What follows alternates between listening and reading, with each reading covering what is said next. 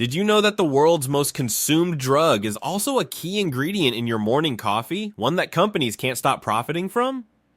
Caffeine is everywhere in coffee, tea, soft drinks, energy drinks, and even some foods. It powers millions of people each day, from sleepy students to overworked professionals, giving them that essential boost to kickstart their morning or keep them going late into the night. But while caffeine appears harmless, it's not just a pick-me-up, it's a major moneymaker for some of the world's largest companies. Behind caffeine's energizing effects lies a billion-dollar industry using our daily dependence to drive consumption, with little regard for the risks to our health and well-being. It's time to take a closer look at our caffeine habits. Are we boosting productivity or fueling a hidden dependency? Stay informed, question the brands profiting from your routines, and make empowered choices about what you consume. Don't forget to subscribe to our channel for more insights on the truths behind everyday products. The 1909 caffeine controversy. On October 20th, 1909, just along the Tennessee-Georgia border, a team of FBI agents intercepted a truck hauling 60 barrels of Coca-Cola syrup. Their mission was to confiscate a load containing a troubling ingredient, caffeine, considered highly addictive and potentially dangerous at the time. Caffeine was viewed with suspicion, yet a century later, caffeine is the world's most consumed stimulant, embedded in everyday life through coffee, tea, energy drinks, and sodas. How did a once-feared drug come to power our daily routines? And what are the hidden costs of our unexamined caffeine dependence?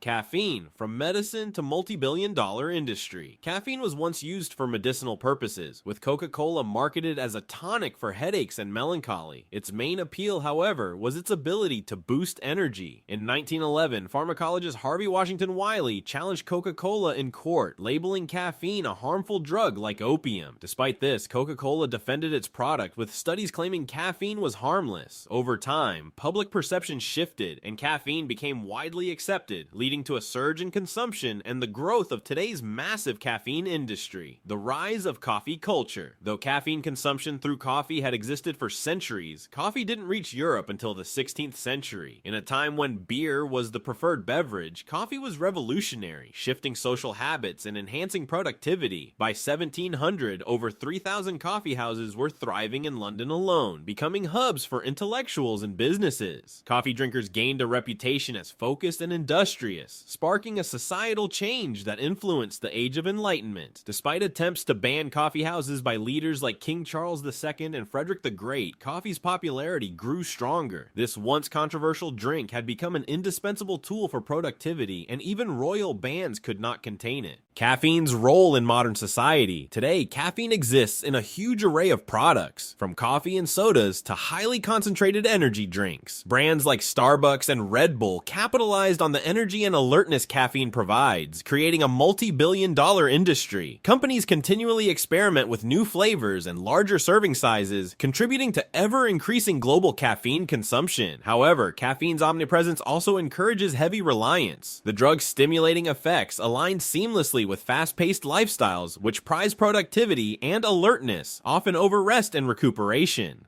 While many adults can safely consume caffeine, studies increasingly show that caffeine sensitivity and overconsumption can cause health issues, particularly among young people and teenagers. Hidden dangers and the fine line between use and dependence. Although caffeine isn't typically viewed as a dangerous drug, its effects on the body can be significant. A single tablespoon of caffeine powder can be lethal, and regular consumption can lead to dependence. The body builds tolerance over time, requiring more caffeine to achieve the same effects. Those who cut back too quickly may experience irritability, fatigue, and sleep disruptions. Caffeine also influences behavior, with many preferring caffeinated drinks over non-caffeinated ones, even at low doses. Research shows that small amounts can lead to mild physical dependence, fostering repeated consumption.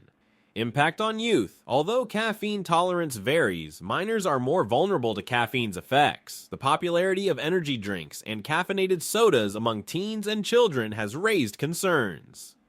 With higher sensitivity to caffeine, younger individuals are more susceptible to negative side effects, such as increased heart rate, jitteriness, and sleep disturbances. Pediatricians and consumer advocates are calling for restrictions on advertising energy drinks to young audiences, but the industry's strong lobbying efforts, backed by giants like Coca-Cola and Pepsi, have so far prevented substantial regulatory action.